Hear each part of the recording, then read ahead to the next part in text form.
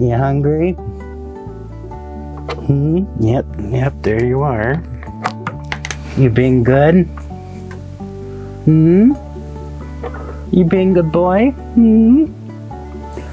Well, it hasn't always been easy, but there have been rewards. With Nathan, it's interesting because I'm a staff person and I'm also his brother. He's been in my household for longer than he lived with his parents. So it's an interesting role, many hats that I wear, and it can be sort of a roller coaster. But yeah, Nathan's supports have been invaluable to him and to us. I've known about the ARC for 40 years. When I graduated from high school and went away to college, I started working at a local sheltered workshop for people with intellectual and developmental disabilities called Stone Belt Center, and that's an ARC chapter in the state of Indiana, and then found myself as a family member needing to use the services of the ARC. Hi, Chet. All right, kind of cold, huh? And so they've helped Nathan and our family in so many ways over the 24 years that he's lived with us, and even before that, because they were helpful to us in figuring out how to transition him from the state of Indiana to the state of Minnesota. He came to live with us here. We bought this house specifically. We thought if we had some place where we could be very close to assist him, but he had his own separate place, and we had our own separate place. So we found this house with a mother-in-law apartment off the back, which has been a pretty good setup.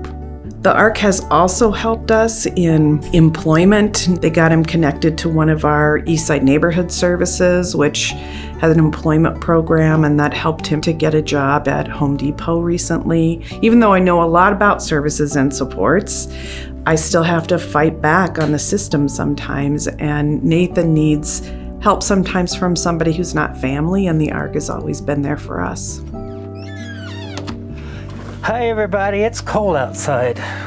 I think being an uncle is one of the big motivators for him. In some ways, the boys have really benefited. They've seen this uncle with a disability, and it's really opened their eyes and enlightened them that way. Both of our sons, really, social justice is critical to them, and my kids are right there to talk about ableism and how hard it is for people with disabilities because they're so discriminated against and they're not included in our communities. So he's helped them to realize how important it is to include everyone. Hey, Amos.